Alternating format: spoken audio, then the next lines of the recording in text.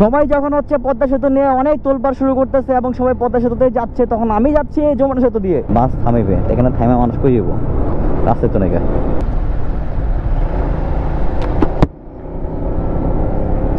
Hello there, আসসালামু আলাইকুম, this is Ariful Islam from Shadow Blogs. Hope you guys all are good. সকালবেলা শুরু করলাম ফাঁকা রাস্তা এবং জ্যামের রাস্তা দুইটা মিক্স করে। আর এটা হচ্ছে ঢাকা থেকে মানে গাজীপুর থেকে চন্দ্রা যে বাইপাস রাস্তাটা আছে সেই রাস্তাটা। আর যেহেতু হচ্ছে এই রাস্তার মধ্যে সকাল কটা বাজে, এখন 6টা বাজে 20 মিনিট, এই সময়ের মধ্যে এই রাস্তার মধ্যে চলে আসে, তার মানে বুঝতেই পারতেছেন যাচ্ছি কোথাও একটা ঘোরাঘুরি করার জন্য। আর যাচ্ছি কোথায় তা জানতে সাথে থাকেন, ইনশাল্লাহ জানতে পারবেন। কই যাচ্ছি সেটা মুখে বলবো না, ভিডিওতে দেখিয়ে দেবো ইনশাল্লাহ। তো আমি আর আমার হচ্ছে টোল পার্টনার বাপ্পি দুজন একসাথে রওনা দিলাম আল্লাহর নামে। তো ইনশাল্লাহ আল্লাহ তাআলা বাঁচাইলে আমরা যত তাড়াতাড়ি সম্ভব পৌঁছে যাব। তো অবশ্যই সেটা সুস্থ এবং ধীর স্বস্তিকর গতিতে। আমাদের টপ স্পিড থাকবে 80, 70, 80, ম্যাক্সিমাম যদি ওভারটেক করতে হয় তখন 90 পর্যন্ত যেতে পারে। বাট আমরা কখনো 100 ক্রস করবো না বা 90 ক্রস করে উপরে যাওয়ার চেষ্টা করবো না, কারণ স্লো স্পিডে যে আপনি যে মজাটা পাবেন, আশেপাশের ওয়েদার আবে যাবে সব কিছু দেখা যে শান্তিটা পাবেন, সেটা হচ্ছে হাই স্পিডে গিয়ে পাবেন না। কারণ হাই স্পিডে গেলে ভাই আপনি তো দৌড়ের উপরে আছেন, আপনি দেখবেন কখন আর প্রকৃতি থেকে ফিল নেবেন কখন, সেটা তো পারবেন না। এই জন্যই বলছি যে ধীরে সুস্থে যান, প্রকৃতি উপভোগ করুন এবং রাইডকে এনজয় করুন। সো দেখা হচ্ছে এক্সপ্রেস ওয়েতে উঠে, সে পর্যন্ত সবাই রাস্তা দেখেন।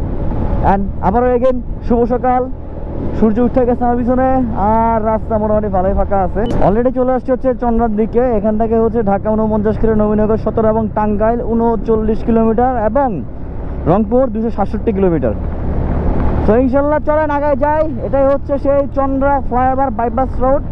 বামপাস দিয়ে গেলে হচ্ছে বাইপাসের রাস্তা, আর সোজা গেলে একদম হচ্ছে টাঙ্গাইলের রাস্তা যেটা আছে এক্সপ্রেসওয়ে সেই রাস্তা। তো আমরা এখন হচ্ছে সোজা চলে যাচ্ছি টাঙ্গাইলের দিকে। আর সাথে থাকেন, দেখতে থাকেন। তবে রাস্তা হচ্ছে এখন মাখন মাখন বাটার স্মুথ হয়ে গেছে। তো এর আগে যখন আমরা আসছিলাম তখন হচ্ছে এসবগুলোর কাজ চলমান ছিল, তখন রাস্তা ভালো ছিল না, নিজে জ্বালাতো, প্লাস হচ্ছে অনেক জ্যাম থাকতো রাস্তার মধ্যে। বাট এই বাইপাসটা হওয়ার কারণে মানে যারা আমরা ডিরেক্ট গাড়ি যারা আছে, প্রাইভেট পরিবহন যেগুলো আছে, এগুলো হচ্ছে নিজেদের জ্যাম ট্যাম ধাক্কান লাগতেছে না, আমরা সরাসরি চলে যেতে পারতেছি। এটা খুবই খুবই খুবই একটা দরকারি মানে উদ্যোগ ছিল। এবং এর জন্য হচ্ছে আমাদের প্রধানমন্ত্রী মাননীয় শেখ হাসিনা, ওনাকে হচ্ছে ধন্যবাদ জানাই। তো এখন আল্লাহর নাম নিয়ে ইনশাল্লাহ একটু একটু করে আগাতে থাকি, দেখা যায় কতক্ষণে আমরা পৌঁছাই আমাদের গন্তব্যে। এবার রাস্তার মধ্যে যে এখানে মাটি এটি পড়ে রয়েছে, এই জিনিসটা আসলে খুবই খারাপ। এখানে মনে বাইপাস ছিল, এটা বন্ধ করে দিয়েছে, এখন আবার সেটা হচ্ছে মানে পারফেক্ট মানে পুরোপুরি বন্ধ করে দিচ্ছে আর কি। এরকমই যাই হোক, এই গাছগুলো যদি বড় হয়ে যায় তাহলে হচ্ছে ঢাকা চিটাগং হাইওয়ের মতো সুন্দর লাগবে। সো এখানে পর্যন্ত আসার পরে আমার কাছে যেটা বেটার লাগছে সেটা হচ্ছে চিটাগং হাইওয়ে থেকে এই হাইওয়েটা বেটার লাগছে, কারণ এখানে হচ্ছে একটা বাইপাস বাম পাশে একটা রাস্তা আছে যেটা হচ্ছে ছোটো গাড়ির জন্য। তো এই রাস্তাটা হচ্ছে চিটাগং হাইওয়েতে নাই, যার ফলে ছোটো গাড়িগুলো মেন রোডে চলে। এবং সবচেয়ে দুঃখের বিষয় হচ্ছে এখানে সেই রাস্তা করার পর সেই রাস্তাগুলো দখল হয়ে আছে ট্রাকের কাছে, এবং ছোটো গাড়িগুলো আলটিমেটলি মেন রোডেই আছে। আলটিমেটলি বলা যায় যে বাঙালি কখনো ভালো হবে না, after all we are all are Bangali. So আগাই আছি হচ্ছে মাওয়া এক্সপ্রেস হয়ে না, আছি হচ্ছে ঢাকা টাঙ্গাইল এক্সপ্রেস হাইওয়েতে। রাস্তাটা অস্থির অস্থির রকমের সুন্দর বন্ধু। একদিন তুমি এই রাস্তাটা বাসে দিয়ে আসো বন্ধু, আমার তো এখন আফসোস লাগতেছে, এই রাস্তাটা যে সুন্দর আমার বাড়িতে মন চায়। আমি বাসা থেকে প্রতিদিন হচ্ছে 17 কিলোমিটার হচ্ছে আসা যাওয়া করে ভার্সিটি যাওয়া আসা করি। তো সেই ক্ষেত্রে হচ্ছে আমি যদি এই রাস্তায় আসতাম, আমার কাছে 30-40 কিলোমিটার যাওয়ার কোনো ব্যাপার ছিল না, কারণ যেই সুন্দর রাস্তা ভাই, মানে মারাত্মক মারাত্মক। যাই হোক, কথা না বাড়াই, আগাচ্ছে একটু একটু করে। হানিফ থেকে হয়ে গেছে হানি এন্টারপ্রাইজ। মানুষ এভাবে হচ্ছে দুর্নীতি করে চুপে চাপে, আর বদনাম হয় হচ্ছে বড় বড় কোম্পানির। পেন্টিংও হচ্ছে হানিফের কাছাকাছি করছে। আর সামনে একটা শ্যামলি ছিল, বাট আমরা দাঁড়াইছিলাম একটু 30 সেকেন্ডের জন্য। 30 সেকেন্ডের শ্যামলি ডিরেক্টলি নাই হয়ে গেছে লিটারেলি। সেখানে আমরা হচ্ছে 70-80 টানতেছি, দেখি ওই শ্যামলিটাকে ধরতে পারি কিনা, কারণ ওদের সাথে হচ্ছে দুইটা বাইকও ছিল।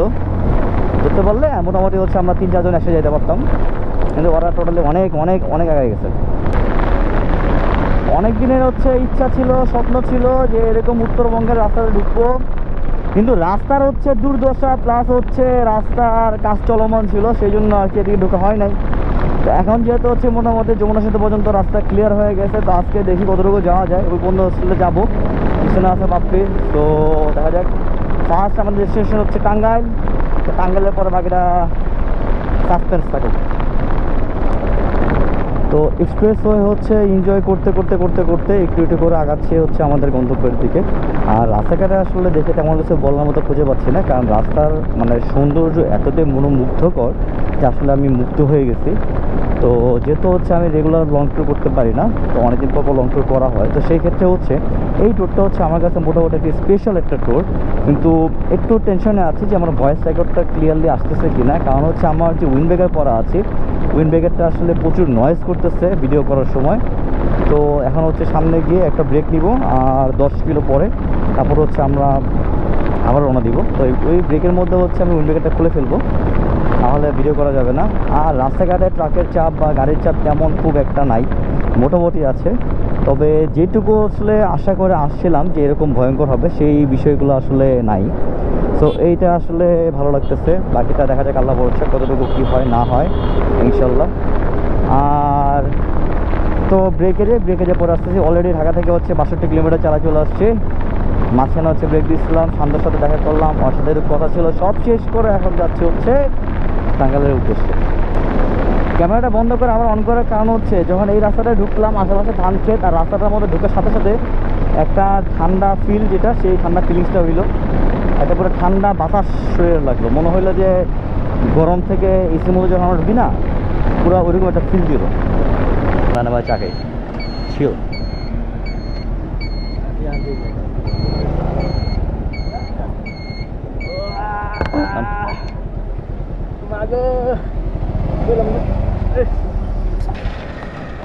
আমার দেহ খান।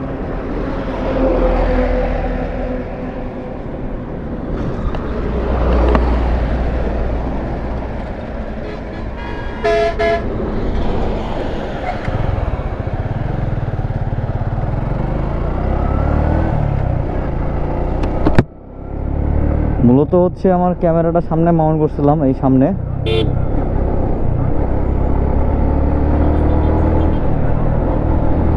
সামনে হচ্ছে মাউন্ট করছিলাম, বাট ক্যামেরাটা অনেক লাফালাফি করতেছিল। তাছাড়া সব কিছু মিলে আর কি একটু ভয় ছিলাম যে ক্যামেরাটা পড়ে যায় কিনা, কারণ এই জিনিসটা হচ্ছে অনেক বেশি শেক করতেছিল। দ্যাটস ওয়াই হচ্ছে এখন খুলে আবার হেলমেটে লাগাই ফেললাম, আর জায়গাটা ফ্রি রাখলাম। এখানে মূলত হচ্ছে আমার যে হেলমেটের যে সেটআপটা আছে, এত বড় সেটআপ দিয়ে এখানে লাগানো ঠিক হবে না, কারণ এটার ওয়েটটা দিতে পারতেছে না। তো এরপর ইনশাল্লাহ যদি এখানে লাগাই, তাহলে হচ্ছে আরেকটা ছোটো মাউন্ট আছে, সেই মাউন্টটা দিয়ে লাগাবো। আরেকটা ক্যামেরা আছে বাসায় ইকেন, ওইটা দিয়ে লাগাবো আর কি। গ্রুপটা এখানে সেট করা হবে না। তো সুন্দর রাস্তা শেষ করে এখন চলে আসছি সিঙ্গেল রাস্তাতে। সিঙ্গেল রাস্তাটাও মাশাআল্লাহ অনেক বেশি সুন্দর। বাম পাশে রাস্তা দেখলাম হচ্ছে অলরেডি অ্যাকোয়ার করা আছে, এই পাশে হচ্ছে মনে রাস্তাটা হবে। আর হইতে যে এখন অনেক দেরি আছে, না হইলে আরও 1 বছরের মতো লাগবে। 1 বছর আগে হবে বলে মনে হচ্ছে না, সব কিছু মিলে অনেক সময় সাপেক্ষ। তো এখন আর কি টুকটুক করে আগাই, একটু একটু করে আমাদের গন্তব্যের উদ্দেশ্যে। যমুনা সেতু পার হব, এরপর যাব হচ্ছে বগুড়া ফুটব্রেতে ব্রেক হবে, তারপর হচ্ছে অন্যখানে বাস থামিবে। এখানে থামে মানুষ কই যাবো, রাস্তায় তো নাকি। যাক, পক্ষপাত এখন আগাই। এটা হচ্ছে উত্তরবঙ্গের one of the most dangerous রাস্তা অল টাইম। সরি। পাশে ট্রাক হচ্ছে স্ট্যান্ড করে দাঁড়ায় আছে, কেন আছে জানি না, হচ্ছে ট্রাক নষ্ট হয়েছে, রেস্ট নিতেছে অনেকে। আর বাম পাশ দিয়ে হচ্ছে অলরেডি রাস্তার জন্য ভালো ফেলা রাখছে, সব কিছু ঠিক আছে। আর ব্রিজগুলো ছোটো ছোটো করে নির্মাণ করা হয়েছে, এগুলো সংস্কার করা। তো এগুলো যখন নাকি টোটালি হয়ে যাবে, সবগুলো ফুল লেন হবে, তখন আসলে এই রাস্তাটা অনেক বেশি মজা হবে। এখন হচ্ছে আমাকে ওভারটেক করতে হবে, ওভারটেক করে হচ্ছে আগে যেতে হবে, কারণ হচ্ছে আমার হাতে সময় কম। আমার বিকালের মধ্যে পৌঁছতে হবে, তাহলে সমস্যা। আর এটা তো সিঙ্গেল লেন রাস্তা, একটার সাথে একটা ট্রাক লাগা আছে, তো আছেই। এই কাকু দেখা যায় বামদাকে ঢুকাই দেবো, কিন্তু বামদা যাওয়া ঠিক না, ওই অটো দাঁড়ায় আছে। এখন সে কাঠমারা ঢুকলো, এখন আগায় যাই।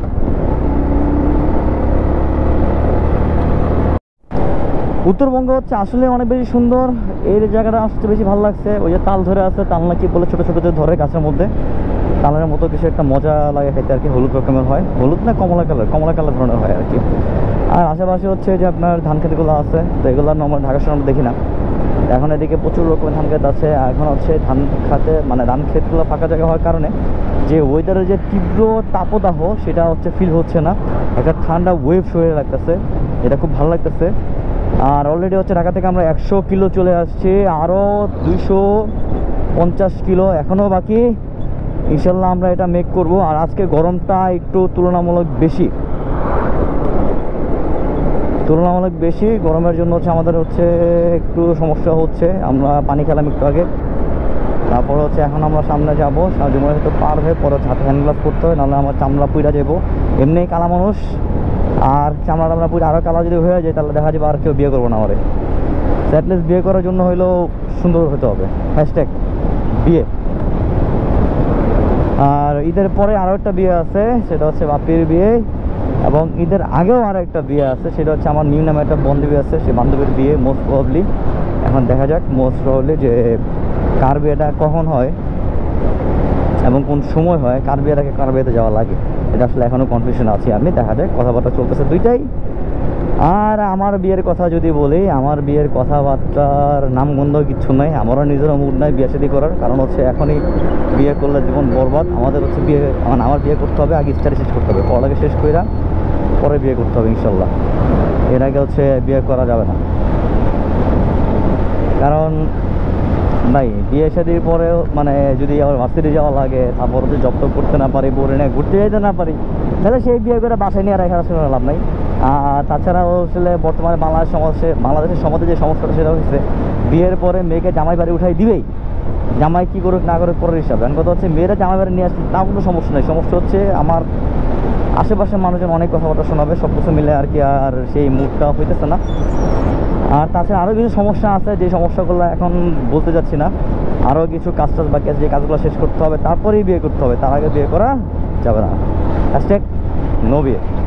জানি ভাই আপনাকে মিস করতেছে ভাই। আমার আসলে বেসিক্যালি ব্লগিং এক্সপিরিয়েন্স মানে ইন্সপাইরেশন আসছে সানিগিরি এবং হচ্ছে রানা ভাই MSI ব্লগসের, এই দুজন থেকে। এই দুজন হচ্ছে one of the best motor blogger in Bangladesh and town, and also one বিগাম, সে হচ্ছে একজন one of the standard motor blogger in Bangladesh.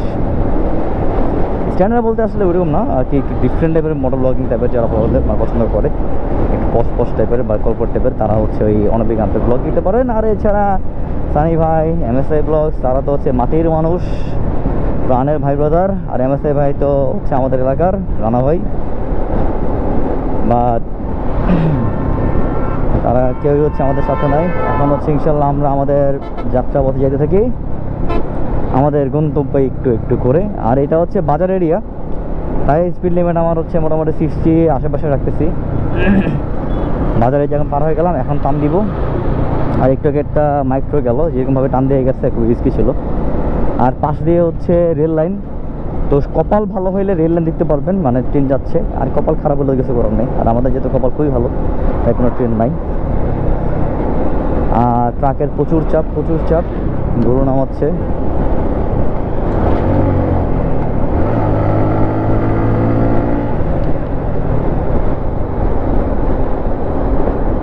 এটা ওভারটেক করতে হবে।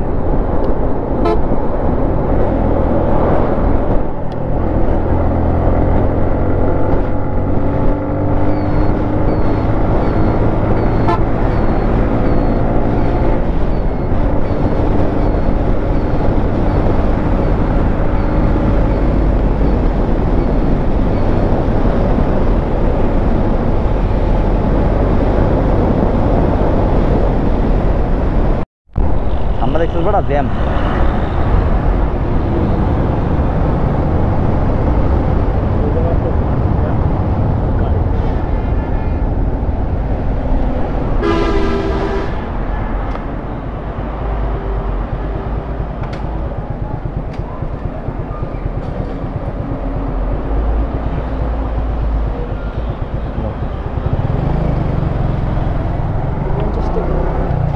হইতে পারে, আমি জানি না। আলহামদুলিল্লাহ ফাইনালি টোল দিয়ে আসলে এখন উঠে যাচ্ছি হচ্ছে যমুনা সেতুতে।